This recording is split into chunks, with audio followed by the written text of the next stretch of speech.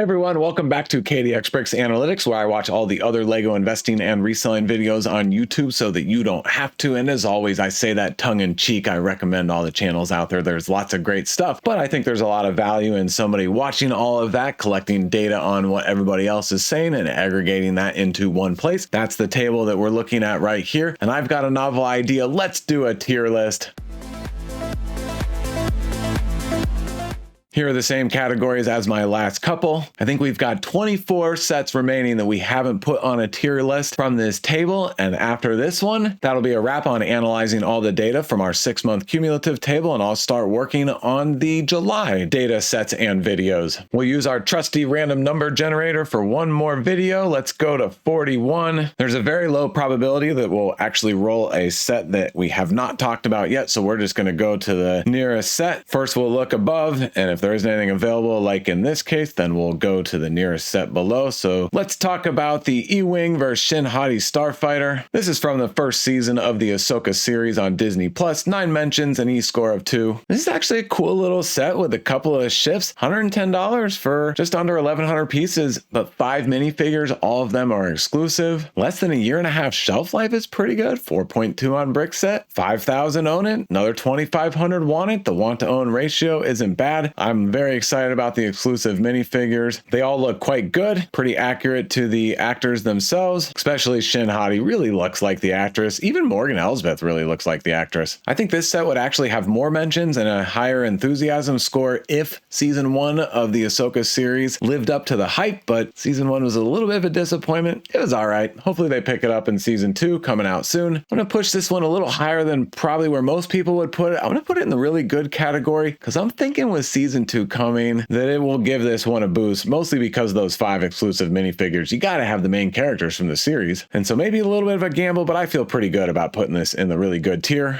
Next one to look at is in the 54 slot. And as I was just saying that we will unlikely roll one that we haven't talked about already, here we are, which is the Corvette. 7 mentions, E-score of 1.7. I think that's fair. It's not like there's a lot of people owning this in real life or seeing them riding up and down the street somewhere. And so I don't think there's much that's going to remind people of this set. Plus it's $150. That seems very, very expensive. 4.4 in brick set is really good. Lower demand than the, what was it? The Ford Mustang that we talked about in the last, wasn't even that long ago. And I've already forgotten. Let's look at the list of vehicles. We'll find, oh, it was the Chevy Camaro. That's embarrassing. This one I like better and it had a lot more people who already own it on brick set. So even though my personal bias is heavily in favor of it, it will have a really long hold time. If we look at the similar vehicles that have already retired, they're not doing great unless it's a really, really old set. So as much as I'd like to go higher, I can't do better than the maybe, but probably not tier. Third set is at the bottom of the table, 155, and another one in an open slot. Really funny how you say something and it seems like the opposite happens every time. The Pegasus Flying Horse from the new Dreams theme. Only 1 mention with an E-score of 1. That seems lower than it should be, even though I get that the Dreams theme has not been popular at all so far. But this looks really good. There's a lot going on here. And $50 doesn't seem terrible. Some larger pieces, 4 minifigures. I'm surprised only a 3.8 on brick set and less than 1,500 people own it. That just shows that the Dreams cartoon is not doing well so far. I'm a little higher on the Dream sets than most people because they remind me of the Elf sets. And if you were to stop and look at the details, most of these Elf sets have gone up in pretty decent value. Now maybe they were a longer hold time, and that could be the case with these Dream sets. You know, sometimes they're really slow out of the gate and then like 5 years later, you know, something lights under them and people just want to go back and get them all. I'm gonna go high risk, high reward, but if we get more sets in this tier, I think it'll fall towards the bottom of the high risk, high reward tiered. Next number up is 75, the Ideas Treehouse. This is a fun one to talk about. 6 mentions, E-score of 1.8. One of LEGO's all-time greats. I own it, I've built it, I loved it. The interior detail of all the cabins is really well done. The staircase and the detail outside where you can picnic and have a fire and have some foliage and vegetables is so good. And then the cherry on top is all of these extra pieces to change out the leaves and have the spring season and the fall season. Absolute winner. 4.5 on brick set.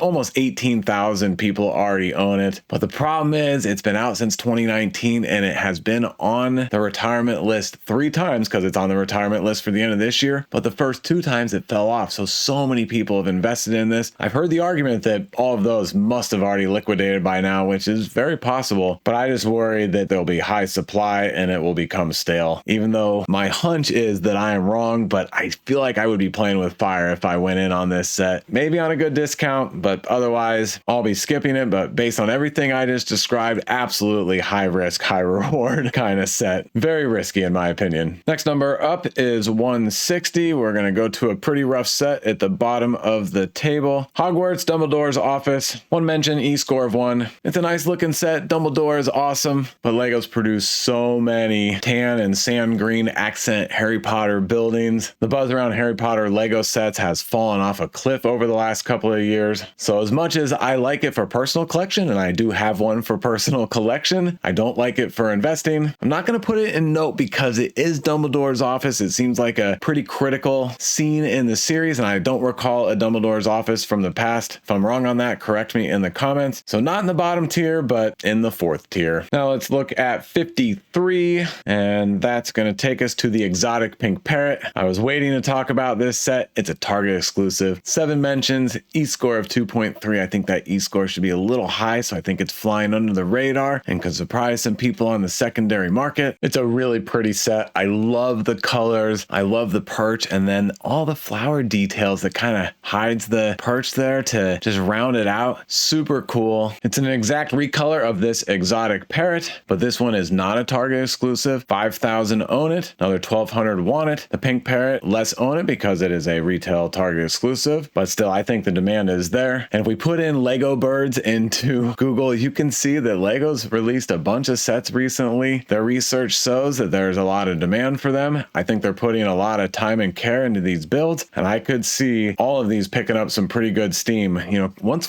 they hit the tipping point in the secondary market, then it could be off to the races for these. Like this kingfisher bird is great. The little bird's nest is adorable. I could go on, and I'm not even a birds person, but I love these sets. And then the last thing I want to show you is that this Creator 3-in-1 crocodile that retired at the end of 2022 is $30 to $40. These Creator 3-in-1 sets you can find multiple times on good discount. So the performance on this set is great. I'm not going to put it in the home run just because it is a Creator 3-in-1, but I'm going to put it at the top of really good. Let's generate another random number. 130 on the table. Baby rocket ship. 2 mentions, E-score of 1.5. I don't like this set for investing or personal collection. I know this ship is pretty accurate to the source material, but it's ugly. Just not a set that I'm interested in. The 3.8 on Brickset seems reasonable and is indicative of the concerns and issues I have with it. 3,000 members own it. It's not terrible. Not a ton of demand around it. The little baby rocket is adorable. We've had the rocket minifigure in other sets. I don't know if this one exactly, but we've had rocket minifigures in other sets. So I don't think rocket is pulling too much in minifigure form. And then $35 just seems very, very overpriced. This will be the first nope set in our video. Now let's take a look at 150. We're going to Elemental Dragon versus Empress Mech. I honestly have no idea what theme this is from, but it's 1 mention, an E-score of 2. I assume Ninjago, but let's look it up. I was right. It's Ninjago. Wow, a 4.5 on Brickset, 130 bucks. Whoa, that's expensive. 1.5 shelf life. I wonder why only 935 people own it. Seems like a decent build and a decent set. I think the concern with investing is that although some Ninjago dragons have done quite well in the past, there's a lot of other parts in this set that I don't think are going to move the needle on the secondary market. And so the dragon itself is probably a $60 set with a couple of minifigures. And so now you got to get this over the $130 mark. That's insane. But I'm surprised that it's a 4.5 at that price point for only 1038 pieces. Clearly, people love this set, even though it is very expensive. This is not one I've spent a lot of time researching, so I'm going to take a stab in the dark and put it in the high risk, high reward tier. Next roll of the dice is 111. That brings us to the Fender Stratocaster. 3 mentions, 1.7. I think both of those are low. This is a set that I like, and another idea set that in my mind is really flying under the radar. Everybody likes music. Most people have picked up a guitar and at least have strummed it here and there sometime in their life. So obviously the source material is very, very familiar to a wide audience. 4.3 on Brickset is good. Yes, $120 is overpriced, but it's been on sale very regularly. 5,300 members owning it and 1,900 that that want it is,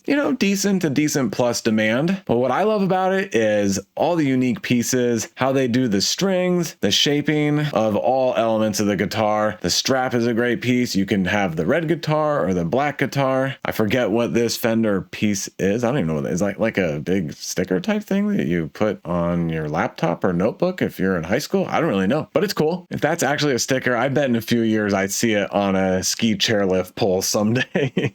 But another thing that I love about this set, which you don't really realize on the surface, is the amp, especially the details in the amp. You can take the little cover off and see all of the electrical components that make the board, and then the details on the back of the amp. This is a set that I will have in my own collection before it retires at the end of this year. And yes, I have strummed a guitar here and there, but I have no rhythm, no singing talent, no musical talent. I can't even clap to a beat. My wife makes fun of me about that all the time. She's got some musical talent, not enough to share publicly, but she's got a little bit. So she definitely likes making fun of me about that. But I'm really good at hearing and recognizing bands and naming them, so I can name that tune. And I am an aficionado in enjoying and appreciating music. And so yes, this is super cool. I want it. I'm gonna go really good, bottom of really good, but I'm gonna go really good and call this a little bit of a sleeper. 127 is the next number up, and that is going to be the Nightmare Shark Ship, another dream set, 2 mentions, E-score of 1.5. Of all the dream sets, this is the one that I'm actually watching very closely because it is so randomly weird and unique that it is awesome. Looks like a super fun abstract build, pieces going in all kinds of directions. Remember, with the dream sets, you can build these a couple of different ways. And so on the back of the box,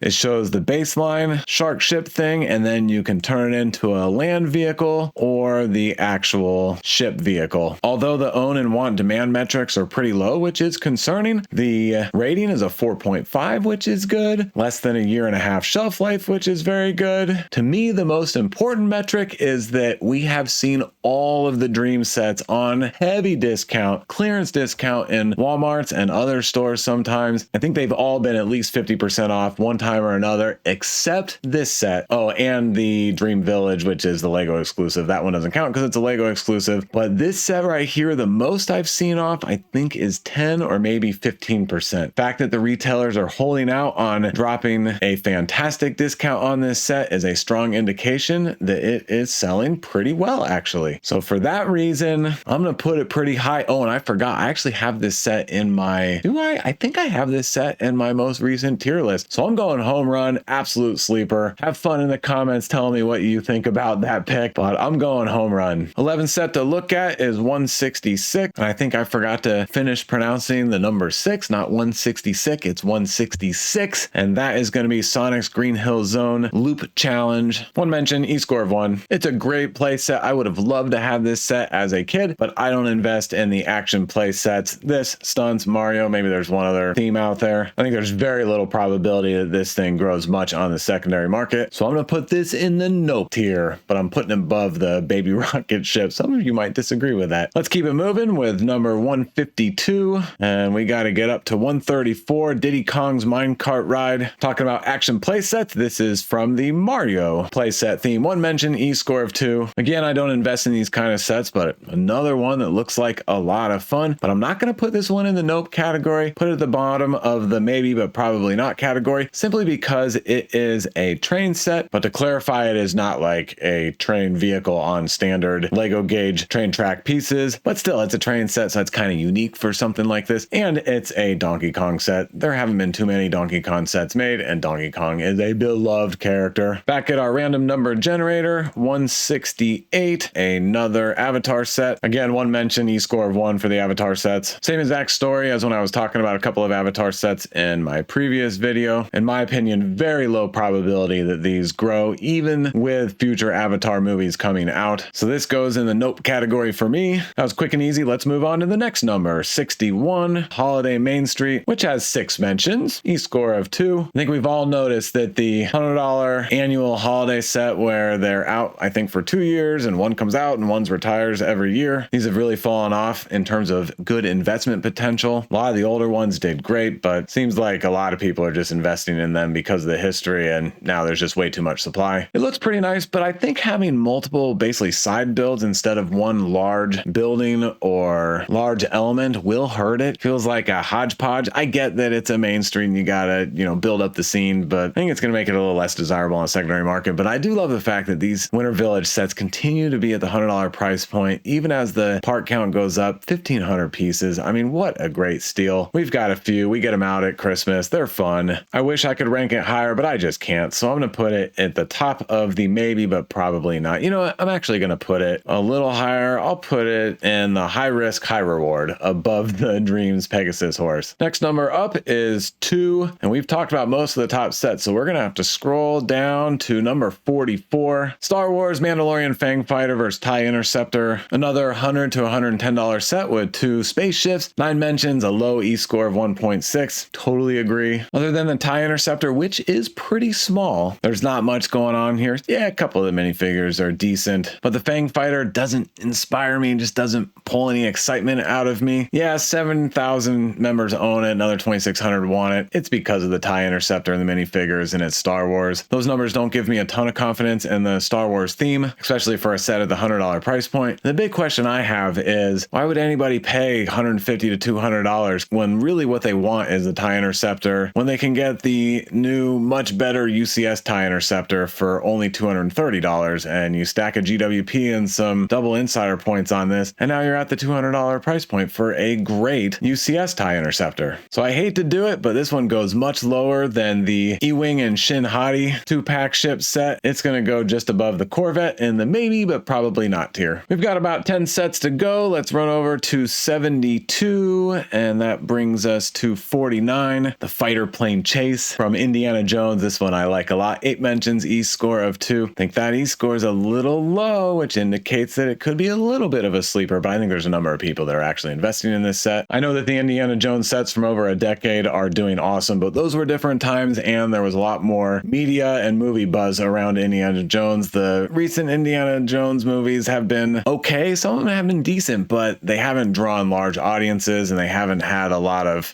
chatter and talk outside of that initial release. So the 3 Indiana Jones sets that are out and retiring at the end of this year aren't going to do nearly as well as the old ones, but I think there's some potential there. And it's sounding like Lego's not coming out with any more Indiana Jones sets for a while, and I don't think there's another movie coming. And so that could actually hurt these sets. It'd be better if Lego did, maybe 6 to 10 Indiana Jones sets instead of only 3. But this one is a steal at $35, discounted to $28. Often we'll be able to get it lower than that. I think Target had some clearance lower than that, but they were all cleared out by the time I got to my targets. For $35, 3 minifigures, a great old military style vehicle, and a great military style training aircraft from the World War II era. I know they're not perfect, but they draw out close enough reminders to the World War II vehicles, even a little side build. So ton going on for $35. It's an Indiana Jones set with very little media, only 3 sets, and almost 8,500 members own it. There's definitely demand here. I have this one high on my power rankings video, top of the list in this rankings, right into the home run above the Dream Shark ship. I think that would be obvious to put this one above the Dream Shark ship. But yeah, this Fighter Plane Chase Indiana Jones, it is great. Let's roll the dice again. 141, and that's going to bring us to Space Science Lab. 1 mention, E score of 2. It's a city set. I actually think this one is not retiring at the end of this year, so this really shouldn't be in this video, but I'll go ahead and rank it while we're here. But I'm going to assume it's not retiring. It's kind of funny. I'm in front of my computer while I'm talking. I could just pull up Brick Fanatics and confirm. I'm getting tired. It's actually close to midnight while I'm recording this video. I was trying to fit it in before going off to bed. And so you guys look it up. Let me know if I'm mistaken. But I do want to point out that it's $35 for 560 pieces, and it's space themed. That's fantastic. 4.4 on Brickset. It just came out in April. So of course, if it did retire at the end of this year, it'd be an awesome shelf life, and I think it would be an automatic pickup for me. Extending to over a year and a half, we'll have to look at it late next year. So because that, I'm just going to punt and put it right in the middle of the table, and we'll talk more about it later next year. Next one up is 125, and that brings us to Rapunzels Tower and the Snuggly Duckling. What an adorable name. 2 mentions, E score 1.5. I know many Rapunzel sets have performed really well in the past, but I'm not seeing it for this one. $85, 623 pieces. That's crazy. The slide in this set, I think, really takes away from it in terms of long-term demand and desirability, even though the slide is super fun to play with. And then it just looks a little oversimplified. It's a 6+ set, but I feel like it's aiming towards a little younger crowd. And wow, only 64 people own this set. Yeah, just a 1-year shelf life. But once I add all these metrics together, I have to put it in the nope tier. Now let's look at 134, and that brings us up to the Beijing Postcard. There's buzz around the postcards. This one, not so much. It's a decent little build. It doesn't draw me in. You know, I like the dioramas. I like some vignettes. I like them because they draw me into the scene. I like sets that you can hang on the wall. That's great about this set, but the postcards just don't draw me in. When we look at the others, the main reason there's buzz is because the Paris postcard that retired last year has gone from 15 to 25. That's been talked about a lot, but then people started saying, wait a minute, the Paris Olympics are happening this year. That's going to drive demand. The rest of these are okay. London's decent. New York, I think, has a chance because New York is so popular and it's a nice build. Australia's is not my favorite, and then Japan's is pretty, but also not my favorite. So unless there's some good new metrics or good discounts, I hate to say it, but I'm not going for the postcards. I'm going to put it towards the bottom of the high risk, high reward, but because it's only a $15 price point, the risk isn't so bad. Let's look at set 94, the one that's nearest, and that brings us to Malfoy and Cedric Diggory. Harry Potter Brickheads 2-pack, 3 mentions, E-score of 2. You guys know I like my Brickheads, but these two are just too plain for me, and as I've mentioned, Harry Potter enthusiasm is way down, so this will be a rare occasion that I rank a Brickheads pretty low. I'll put it at the top of the maybe, but probably not category. I think we have 4 sets to go, so at this point it barely matters what number we generate because we're just finding the closest set. Hitting number 13 brings us to the Jazz Quartet. Really funny that we're talking about the Fender Stratocaster and the Jazz Quartet in the same tier list video because I feel very similar about both of these. 4 mentions, E-score of 2. Everybody loves music and LEGO enthusiasts appreciate an outstanding build, and this is an amazing build. These brick built figures, there's so much personality in them, and then the instruments are crazy well done. The 4.5 on brick set is well deserved, and it's $100 for 1,600 pieces. I really love this set, and I want to show you the Camel 3X on this set. Hasn't been on sale yet. That's a good sign. Obviously, these are Amazon sales. The dotted green line means it's been out of stock. That's a good sign because it's been out of stock a lot. And if we turn on the third-party sales, when it's been out of stock, it's jumped pretty high, other than, you know, these little dips, which is fine. That happens. But the most recent jump up to over $150 when people knew that it would come back in stock. So the data on this set looks really good. I have 2. I will be building one for myself. And when or if we get a deal, I hope to pick up a lot more. And the only thing that could give me pause is the 4 mentions and the 2 enthusiasm score. But based on everything that I just looked at, I don't get that. So this one I really believe is a sleeper. Don't tell anybody else. No, I'm kidding. I'm putting this one high. It is a home run to me. I'm even going to put it in front of the shark ship. I just counted up and we have 6 more sets for this video. So we'll get to the bottom of the table near 167, the Avengers Quinn Jet. Only 1 mention, E-score of 1. I hate to say it, but this one just doesn't inspire me. $100 for 795 pieces. 5 minifigures, but only one of them is exclusive. A respectable, or more than respectable, 4.3 on brick set, and a respectable 3,700 owners want it, and almost 2,000 more own it. And I said that backwards. You can figure out my dyslexia on that one. So some of the data looks fine, but I have some firsthand experience. It went on discount at a lot of Targets, and at 30% off, they were not being touched at all. And even a couple at 50. I think I saw one store with a couple at 50% off, and they weren't getting touched. I passed them at the 50% price point. I'm sure I can make some money at 50% off, but you know, you can't get every set. So I'm going low, put in the middle of the maybe, but probably not tier. Now on to number 85, and that will bring us to the mini Disney Palace of Agrabah. 4 mentions, E-score of 1.8. I think that 1.8 is a little low. These little mini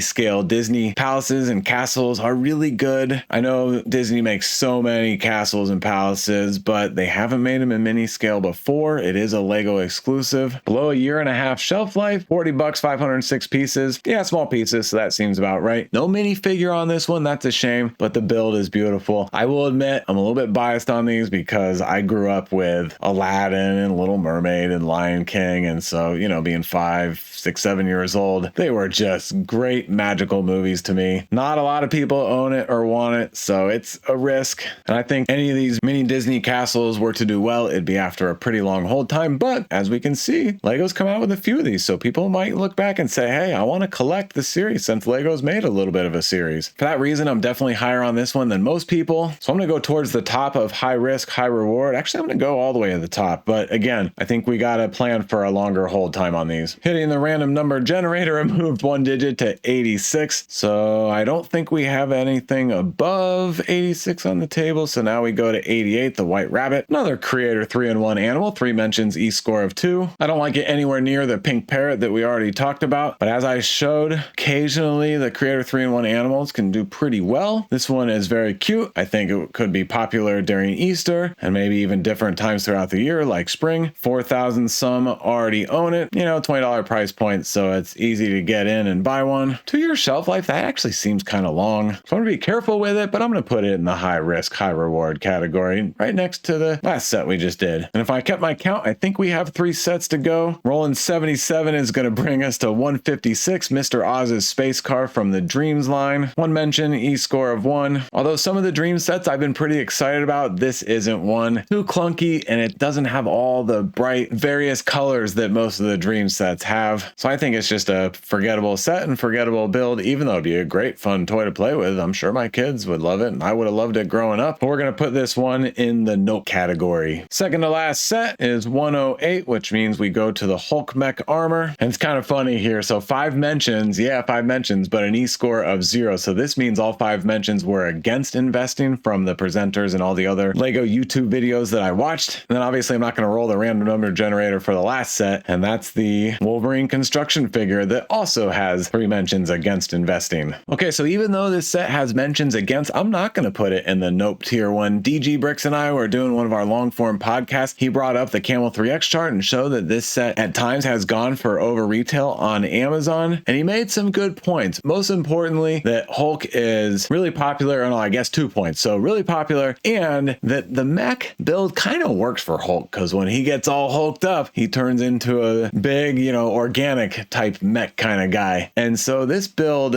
although it's not canonical, it seems like it could be. But then yet again, it has a 3.4 on Brickset, and not a lot of people own it or want it for the low $15 price point. So I'm going to go on the high end of maybe, but probably not, but it's a sales set for me. Not touching it unless it's 30 or 40% off. Now let's look at the Wolverine construction figure with the 3 mentions against. I talked about 3 of these superhero brick built action figures in my last video, so I'll spare you all the details as to why I'm avoiding these. But on this one, I just got to show you, well below 1,000 people own this set, and it's been out since the middle of 2023. There's no demand. It's an easy nope, but I will put it ahead of the Avatar, and heck, I'll even put it ahead of the Dream set. All right, that's the complete tier list for this video. Comment where you agree or disagree. That's not a requirement. Just if you want to comment, I enjoy them. I respond to most of them. Some of y'all, we've gotten into some nice conversation back and forth, and that's been a blast. I appreciate everybody commenting and watching and saying all the encouraging kind words. That definitely motivates me to keep doing these videos, even though obviously I do them out of a passion of love. It's a lot of fun. And I do want to point out some pretty interesting sets in my top home run tier. Some that I really think are sleepers that not a lot of people are looking at, but I am pretty excited about them. Thanks again for watching. That's a wrap, and I will see you in the next one. Oh, and don't forget, my videos are for entertainment purposes only. I do not provide financial advice. You got to get that from somebody else.